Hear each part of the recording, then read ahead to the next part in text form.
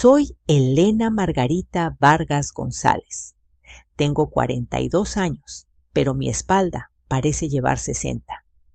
Nací en la Ciudad de México, pero he vivido los últimos 20 en Ecatepec, Estado de México.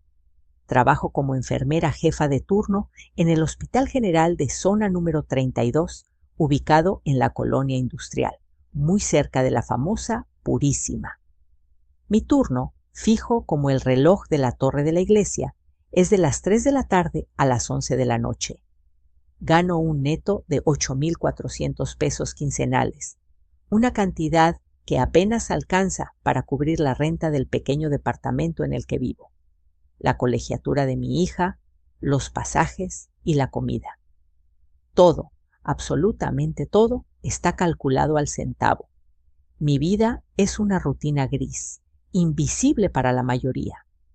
Me levanto a las 6 de la mañana, preparo café instantáneo Nescafé clásico, tostadas con aceite y sal porque el jamón está caro, y despierto a Sofía. Sofía tenía 16 años. Era mi universo, mi razón para sonreír, a pesar de la fatiga crónica que mis pies sienten al terminar el turno. Sus ojos eran color miel, iguales a los de su padre cuando lo conocí, antes de que el cáncer se lo llevara hace 10 años. Nosotras éramos un equipo, un ejército de dos contra un mundo que se empeña en cobrar impuestos por respirar. Todos los días salía de casa caminando hacia la parada del camión. Tomaba la ruta de la línea 3 hacia Metro Boulevard. Ahí hacía trasbordo al Metro Rector de la Universidad Autónoma y luego el primer vagón hacia La Raza. Todo ese viaje, 1 hora y 40 minutos en total, lo aprovechaba para rezar o simplemente para desconectar el cerebro. Llevaba siempre mi uniforme doblado en una bolsa de plástico blanca, pantalón azul marino, bata blanca con el logotipo bordado de la Secretaría de Salud y mis tenis Skechers blancos, gastados por los pisos de linóleo que trapeo miles de veces al día. Nadie me veía en el camión. Soy una mujer de 1,60 m, morena, cabello negro, siempre recogido en una trenza apretada, rostro inexpresivo, con gafas para leer con armazón de metal. Una mujer cualquiera, una invisible. En el hospital, mi labor es mecánica. Reviso carteles de medicamentos, mido signos vitales, coloco sueros, lavo heridas, calmo a familiares enojados, limpio vómito, soporto maltrato de pacientes que creen que la salud pública es un hotel de 5 estrellas. Nurselena, sábanas limpias. Nurselena, mi agua no sirve. Me pasan hojas de papel con indicaciones, cheques médicos, órdenes de traslado. Yo me limito a cumplir. Conozco los códigos de colores. Rojo es urgencia vital, verde es leve. Conozco los medicamentos, midazolam para dormir, ketamina para sedación, rocuronio para relajar músculos. Conozco la anatomía, el flujo de la sangre, la electricidad del corazón. Y conozco el dolor. Sofía era estudiante de 2º año de preparatoria en el Covach 3. Quería ser abogada. Leía libros de leyes viejos que encontraba en los puestos de la librería Gandhi o en el tianguis de domingo.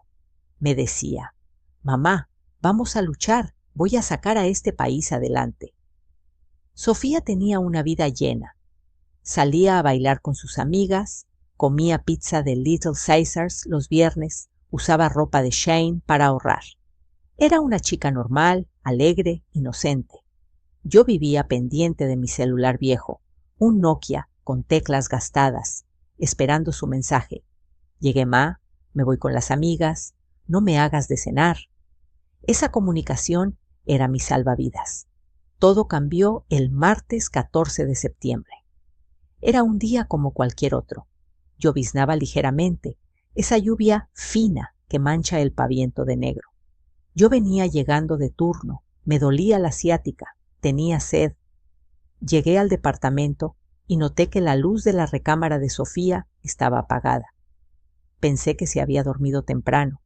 Dejé mi bolsa en la silla, me fui a la cocina por un vaso de agua. Vi la mesa. No estaba su mochila. No estaba su plato sucio. Pasé al baño. Su cepillo de dientes estaba seco. El corazón se me cayó al estómago. Sentí un vacío gélido en las entrañas, una punzada en el hipocondrio izquierdo. Salí corriendo. Grité su nombre por el patio interior del edificio. ¡Sofía! Nadie respondió.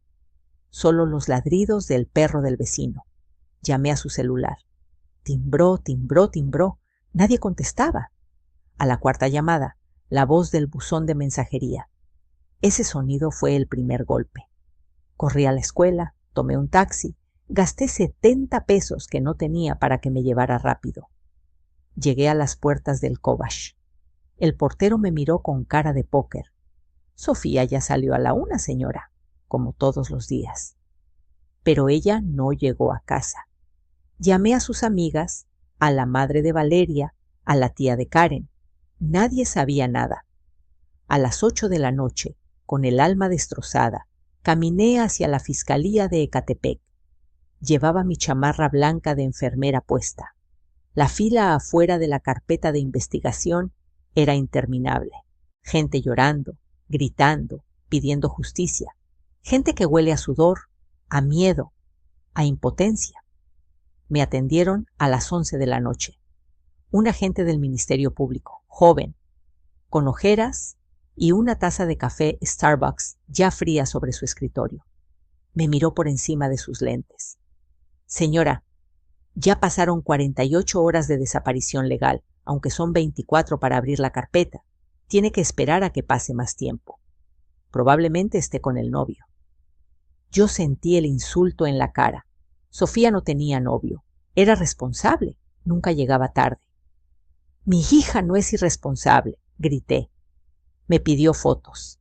Le di la última foto de la escuela. La tomó, la colocó sobre la montaña de expedientes sin siquiera verla bien. Llené un formulario. Hice una declaración escrita que no leí. Me dieron una hoja con un número de folio. El FICE-1 2345-2023. Me dijeron, váyase a casa, si aparece algo le avisamos. Así de simple, como si estuviera reportando el robo de una bicicleta. Me mandaron a la calle a la 1 de la madrugada.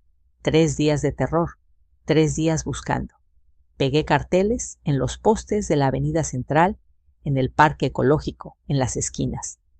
Fui a hospitales, a morgues, a cretos, nada. El teléfono sonaba una vez y se cortaban. No pidieron dinero, no pidieron nada. Ese silencio era peor que el reclamo. El cuarto día, el viernes por la mañana, yo ya no dormía. Estaba en el hospital conectando un suero a un anciano con neumonía cuando mi celular vibró. Era un número desconocido. Contesté temblando. Una voz ronca, gutural, con acento naco, me dijo: tu hija nos debe una cuota por estar en este territorio. Se puso chismosa. Si quieres verla viva, tenemos que ajustar cuentas. Colgaron. No dejaron ubicación, no dejaron cuenta bancaria. Fui de nuevo a la fiscalía, llevé la cinta del celular. Lloré frente a los agentes. Les rogué. Me dijeron que la llamada no tenía geolocalización precisa y que no podían hacer nada hasta que haya una prueba delictiva más sólida. Es una amenaza verbal, señora, no es una extorsión probada. Sentí que el suelo se abría bajo mis pies. Mi hija no era un nombre en un expediente, era mi vida. Me volví a mi departamento. Me senté en la cama de Sofía. Su olor a champú suave rosa y a talco impregnaba la almohada. Ahí me quedé, estática, mirando la pared. El sábado llegó el golpe final. A las 6 de la mañana golpearon a la puerta de mi casa. No fueron timbres, fueron puños fuertes. Abrí y vi 2 patrullas y 2 ministerios públicos con cara de lástima. Lástima. Esa palabra me huele a podrido. Señora Elena, lamentamos informarle que se localizó un cadáver de una menor en el Canal de la Raza. Tiene características similares. Me llevaron al CEMEFO. El olor a muerte, a formaldehído, a suciedad, me golpeó como un muro. El médico forense, un hombre cansado con bata manchada, me pidió que identificara el cuerpo. Abrí la bolsa. Sofía estaba ahí. Tenía moretones en el cuello, marcas de ligaduras en las muñecas. Su piel, que antes era brillante, estaba cetrina, pálida. Pero eran sus ojos, esos ojos color miel, ahora abiertos pero vacíos, mirando a la nada. No rompí en gritos, no me desmayé. Mi cerebro de enfermera entró en shock y se desconectó de la emoción para ver los hechos. Vi la herida. Un disparo en la sien derecha, salida occipital, orificio de entrada limpio, pequeño, bala de 9 milímetros o 38. Vi las marcas de violencia sexual. Vi la tortura. Yo, que curo cuerpos, no pude curar el de mi hija. El forense leyó su informe con voz monótona. Muerte cerebral certificada. Herida por proyectil de arma de fuego.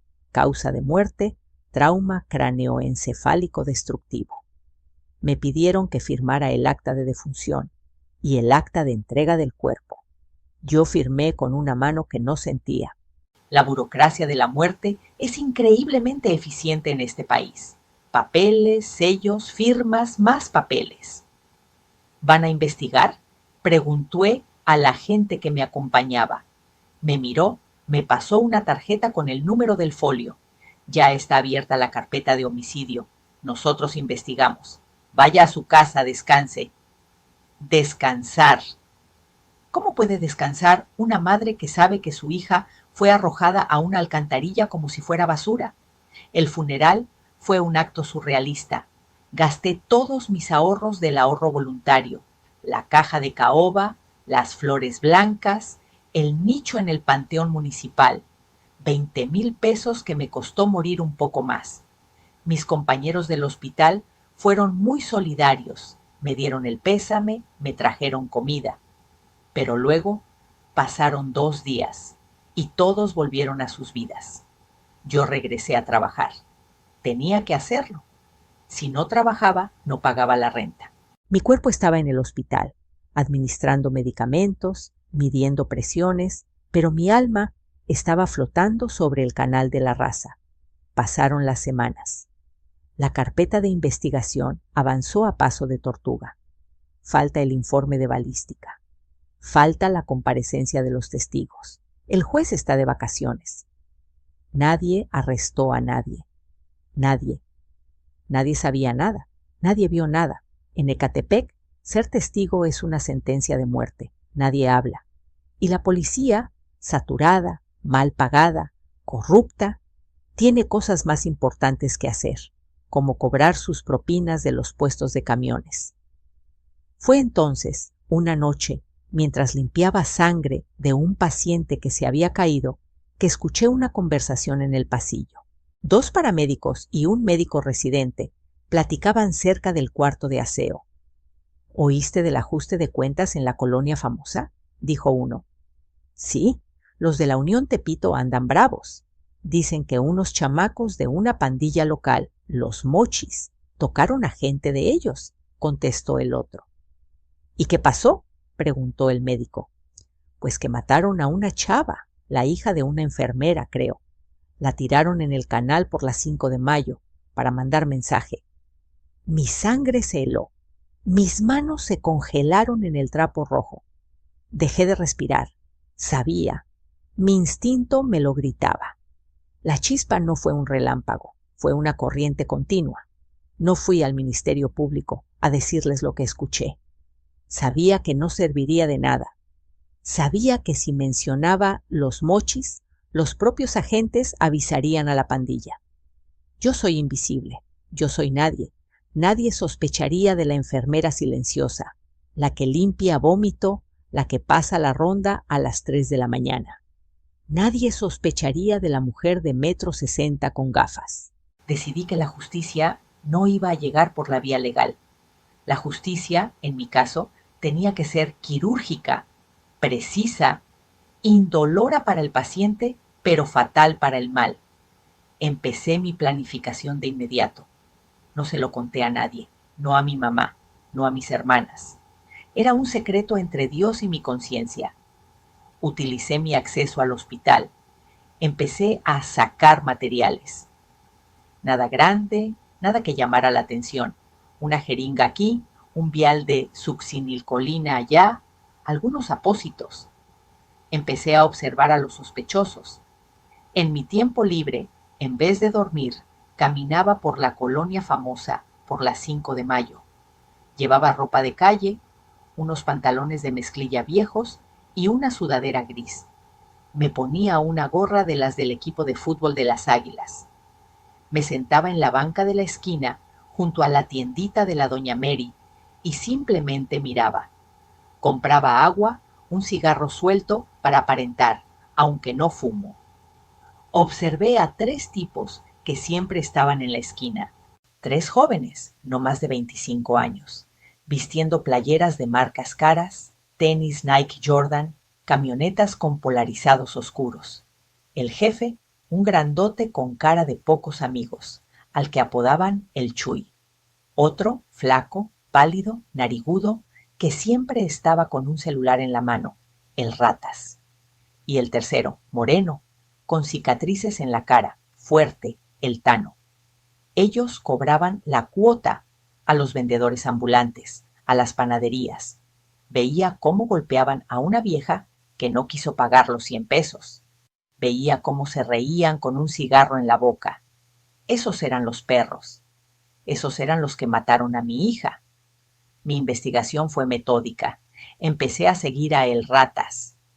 Era el más descuidado. Salía de su casa, una casa de 2 pisos con fachada de ladrillo rojo en la calle Jacarandas, a las 11 de la mañana. Iba a una tienda de abarrotes a comprar refrescos y papas. Iba a la miscelánea a recargar su celular. Seguí sus pasos, tomando camiones, mezclándome con la gente. Anotaba todo en una libreta pequeña que escondía en mi uniforme. Anotaba horarios, rutinas, amistades. Un día lo vi entrar a un cuarto de billar cerca del metro. Ahí se juntaba con los otros 2. Investigué en internet. Usé la computadora de la sala de enfermería en mis ratos libres. Busqué en Facebook, en Instagram. Encontré el perfil de El Ratas. Su nombre real, José Luis Hernández Cervantes. Tenía fotos con armas largas, fotos con banderas, fotos con mujeres menores. Era un exhibicionista, un arrogante que presumía su impunidad. Sus posts estaban llenos de amenazas. Los que se pongan con la familia la pagan.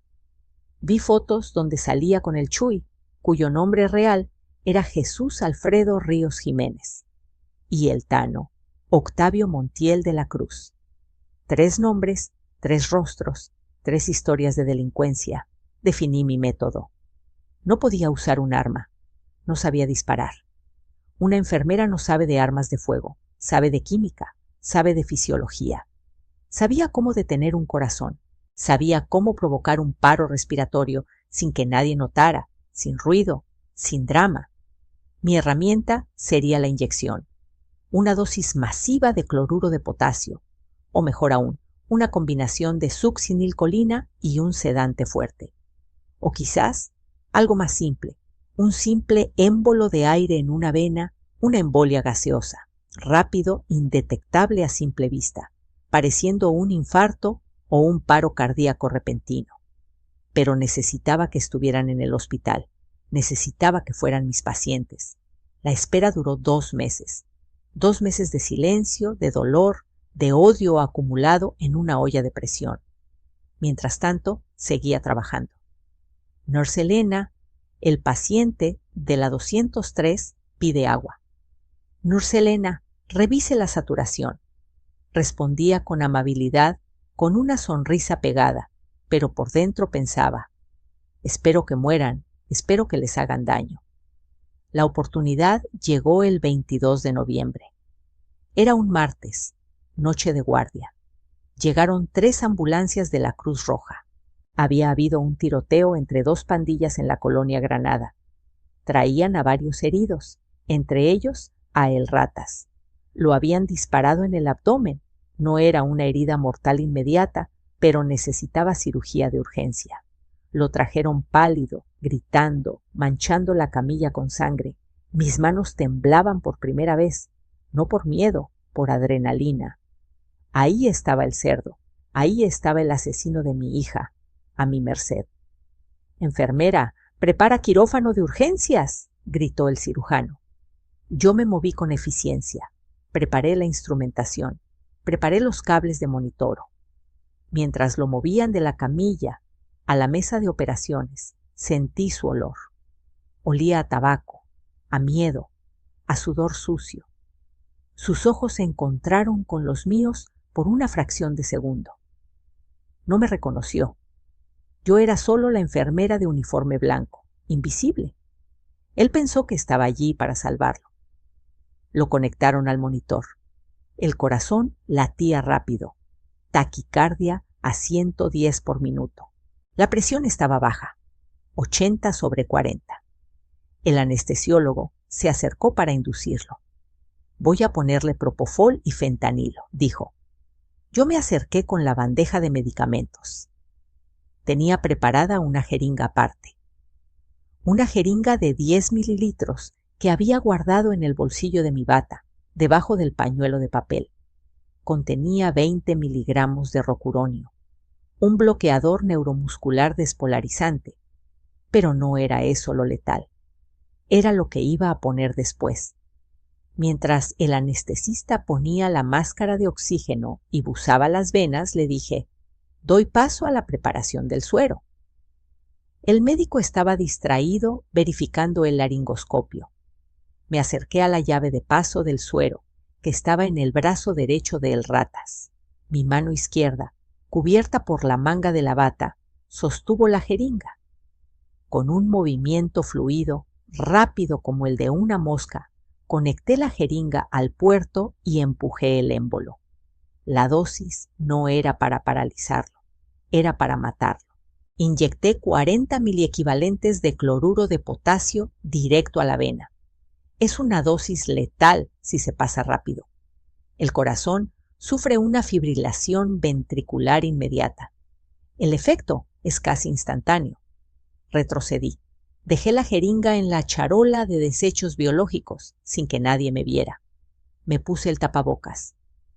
«Presión baja», dije señalando el monitor.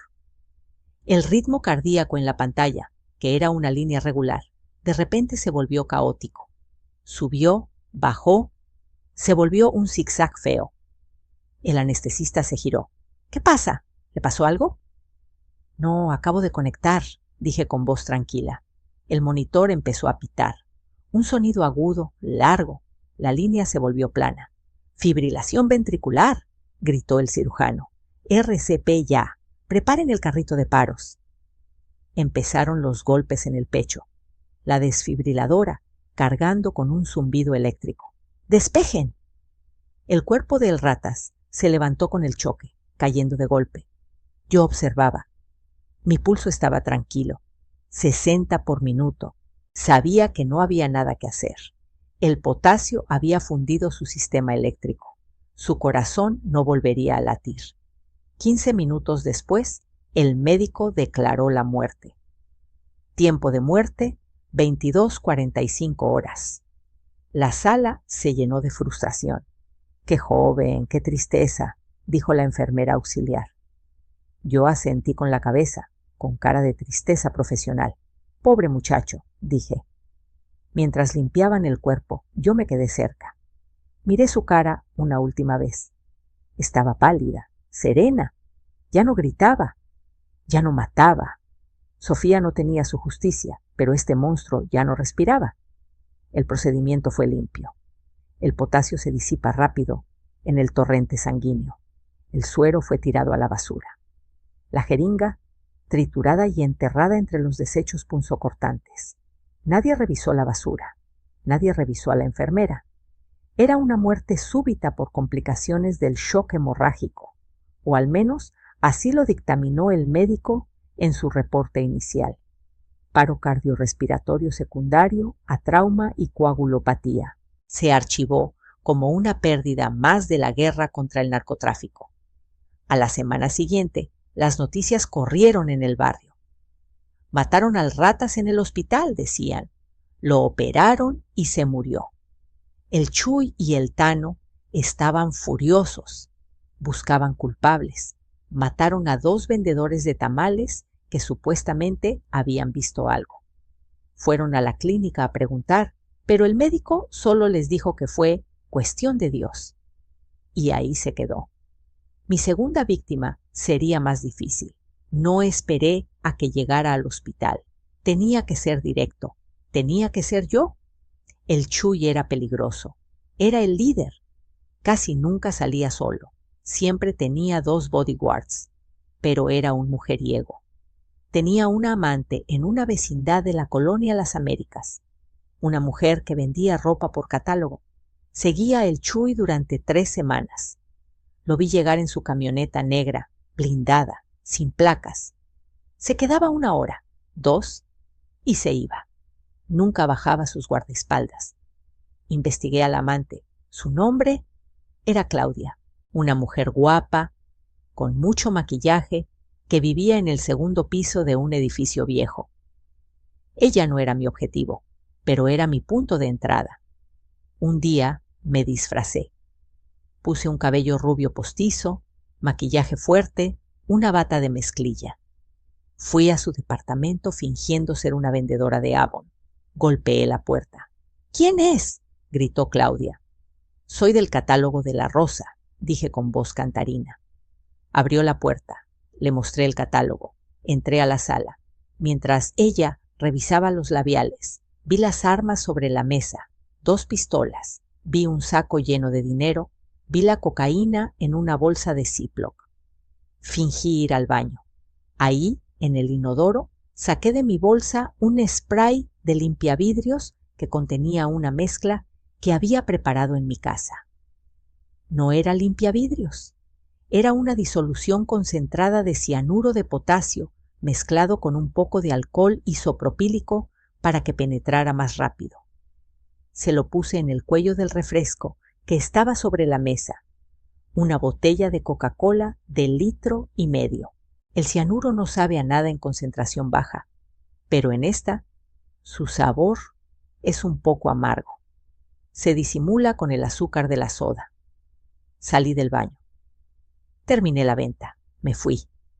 Esperé en la esquina, dentro de una tienda de abarrotes, mirando a través de la ventana polarizada. 20 minutos después, la camioneta de El Chuy llegó. Bajó el grandote. Entró al edificio. Me senté. Leí una revista. Comí unas cacahuates. Pasó 1 hora. Pasaron 2 horas. Nada. Luego escuché sirenas.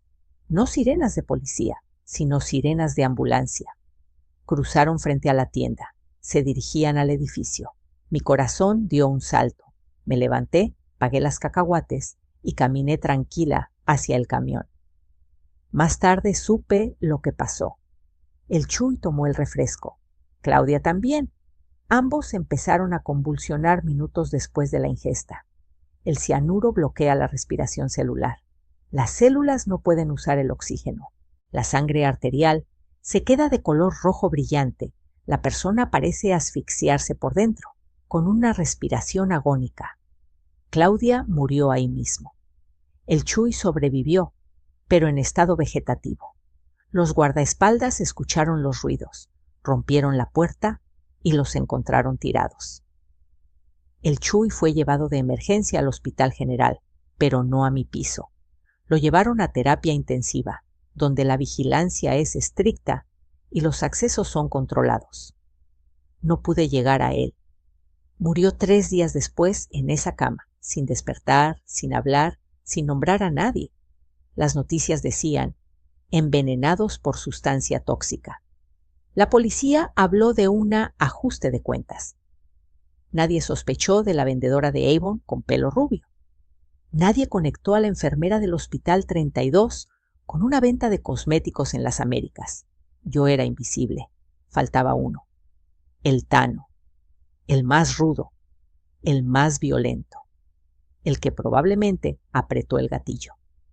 Él era el que más me